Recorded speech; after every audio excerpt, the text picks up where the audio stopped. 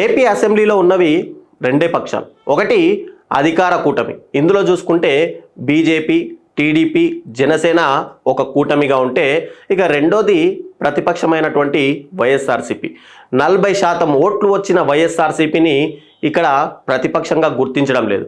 అసెంబ్లీలో ప్రజల గొంతుక వినిపించేందుకు సమయం ఇవ్వట్లేదు. 175 మందిలో తనని కూడా ఒక శాసనసభ్యుడిగా గుర్తించి కేవలం 2 నిమిషాలే మైకిస్తారు. ఆ స్వల్ప సమయంలో చెప్పాల్సింది చెప్పమనే మైండ్ సెట్ ఉన్నప్పుడు ఇక అసెంబ్లీకి వెళ్ళడం ఎందుకు? దానివల్ల లాభం ఏమిటి? అందుకే అసెంబ్లీ జరిగినన్ని రోజులు ప్రతిపక్ష నాయకుడికి ఏ విధంగా తనకు సమయం కేటాయిస్తారో అదే రీతిలో మీడియా ద్వారా ప్రతిరోజు ప్రతిపక్ష పాత్ర పోషిస్తూ ప్రజలను అడుగుతూనే ఉంటా. మీడియా ప్రతినిధులనే స్పీకర్లుగా భావించి ప్రజల తరపున ప్రశ్నిస్తా అన్నారు. ఇది అన్నది ఎవరో కాదు, వైఎస్ఆర్ కాంగ్రెస్ పార్టీ అధినేత అయినటువంటి మాజీ సీఎం వైఎస్ జగన్మోహన్ రెడ్డి రీసెంట్గా నిన్న మీడియాతో మాట్లాడుతూ చెప్పారు. అయితే దీంతో ఆయన క్లారిటీ ఇచ్చింది ఏంటంటే, ఈసారి కూడా అసెంబ్లీ సమావేశాలకు వెళ్ళడం లేదు.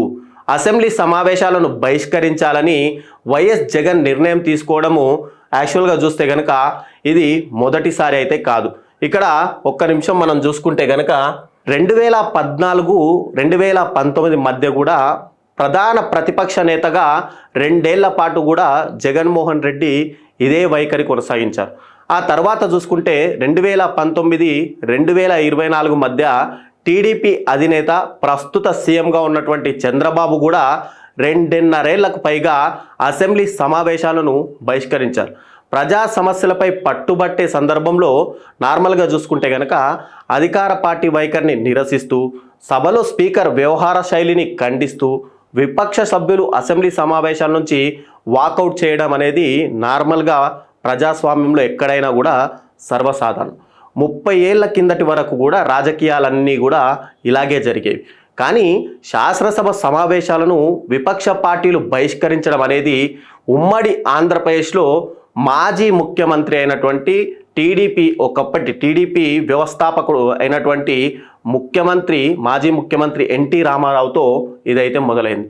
ఇక్కడ చూసుకుంటే మొదటగా మనం ఒక్కసారి గతంలోకి వెళ్తే 1994 ముందు ఒకసారి, 1995లో మరోసారి ఎన్టీఆర్ అసెంబ్లీ సమావేశాలను బహిష్కరించారు.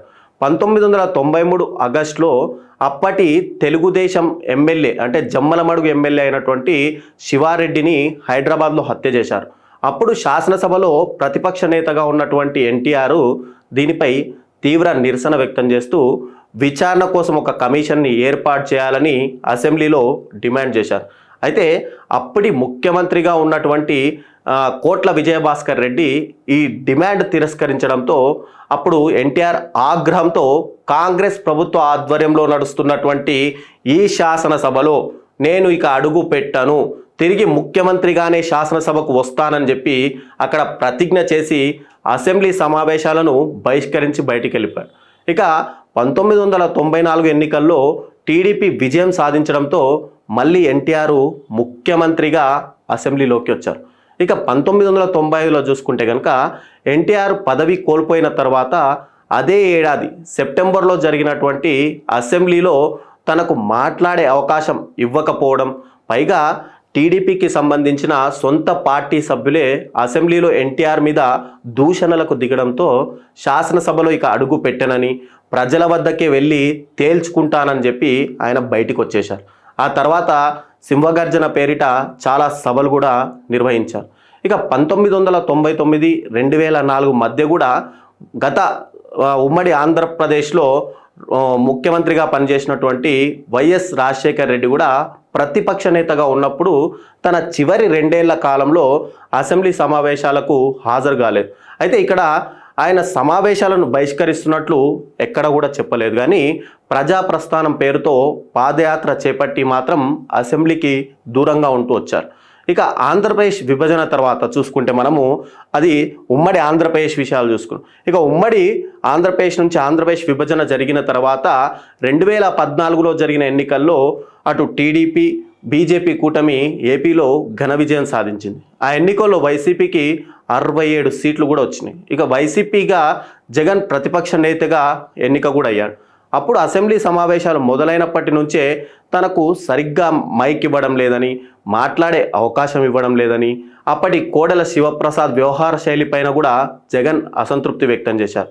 ఇక 23 మంది తన పార్టీ ఎమ్మెల్యేలు, గెలిచిన ఎమ్మెల్యేలను అటు టీడీపీలో చేర్చుకోవడం, అందులో చేర్చుకున్న ఎమ్మెల్యేలలో కూడా 5గురిని మంత్రి పదవి ఇవ్వడంతో 2017లో ఆయన నిర్వహించిన వైఎస్ఆర్సీపీ శాసనసభాపక్ష సమావేశంలో ఇక నుంచి తాను అసెంబ్లీకి వెళ్ళనని, ప్రజాక్షేత్రంలోనే తేల్చుకుంటానని ప్రకటించి అప్పటి నుంచి కూడా అసెంబ్లీకి వెళ్ళలేదు.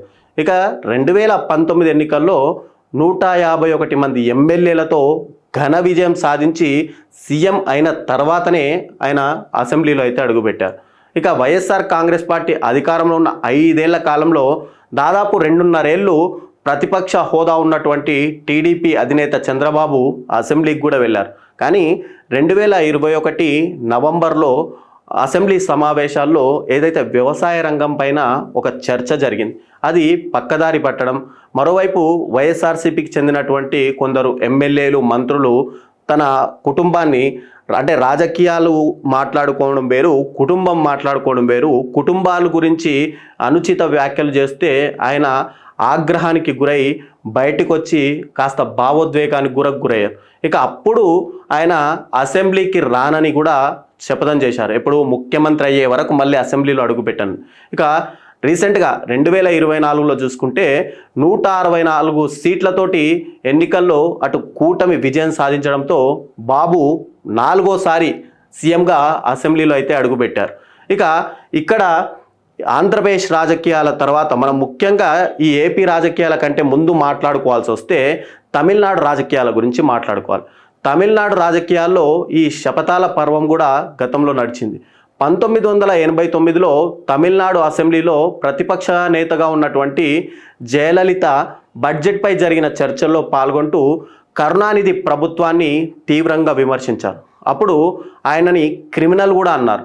దాంతో డిఎంకే ఎమ్మెల్యేలు ఒక్కసారిగా ఆవిడ చుట్టూ చేరిపోయి ఆవిడ చీర లాగారు, ఆవిడపై దాడి కూడా చేశారు.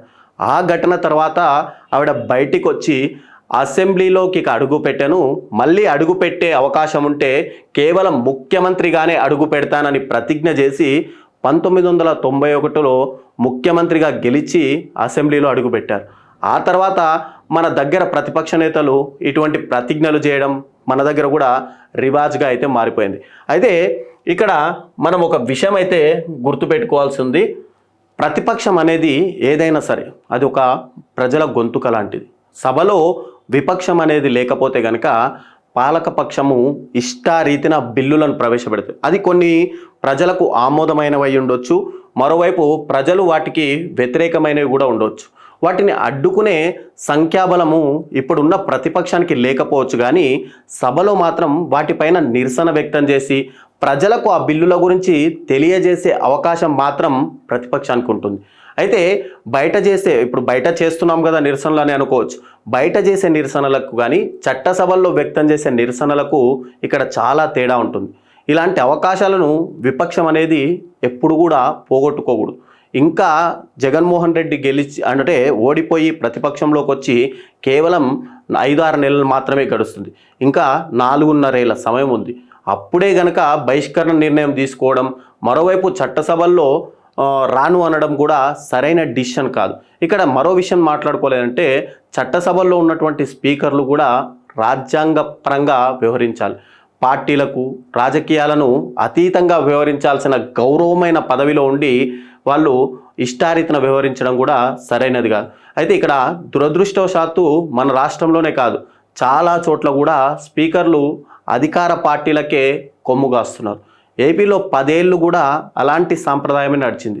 ఇక ఉమ్మడి ఆంధ్రప్రదేశ్ నుంచి ఆంధ్రప్రదేశ్ విడిపోయిన తర్వాత టీడీపీ హయాంలో ఉన్నటువంటి స్పీకర్ కోడెల శివప్రసాద్ అదే విమర్శలను మూటగట్టుకుంటే అటు జగన్మోహన్ రెడ్డి అధికారంలో ఉన్న సమయంలో తమ్మినేని సీతారాం కూడా ఏకపక్షంగానే వ్యవహరించారు. ఇప్పుడు స్పీకర్ అయ్యన్న పాత్రుడుగా ఉండడంతో ఆయనన్న ఏకపక్షంగా కాకుండా ప్రతిపక్షాలకు సరైన ప్రాధాన్యం ఇస్తూ అసెంబ్లీ సమావేశాలను ఇప్పుడు సరైన రీతిలో నడిపించాల్సిన బాధ్యత కూడా ఆయన పైన అవుతుంది. అయితే ఇక్కడ గతంలో చంద్రబాబు అయినా సరే, ఇప్పుడు జగన్మోహన్ రెడ్డి అయినా సరే, అసెంబ్లీ సమావేశాలను అనేది బహిష్కరించడం అనేది కూడా సరైన పద్ధతి కాదు. ఈ పోకడలు ఏవైతే ఉన్నాయో ప్రజాస్వామ్య పతనానికి నాందిగా మనం గుర్తుంచుకోవాలి. ప్రజా తీర్పు ఏదైతే ఇచ్చారో వాళ్ళు 151 సీట్లు కావచ్చు, 11 సీట్లు కావచ్చు, వాటిని శిరసావహించాలి. 2019లో 151 సీట్లు వచ్చినప్పుడు అసెంబ్లీకి వెళ్ళిన జగన్మోహన్ రెడ్డి ఇప్పుడు 11 సీట్లే వచ్చాయని నేను అసెంబ్లీకి రాను అనడము కరెక్ట్ మాత్రం కాదనే విషయము ఇక్కడ గుర్తుంచుకోవాల్సిన విషయం. నాయకులారా, మీ పనితనం మీ అధినాయకులకు తెలియజేయాలనుకుంటున్నారు. ప్రజలారా, మీ సమస్యలను మీ నాయకులకు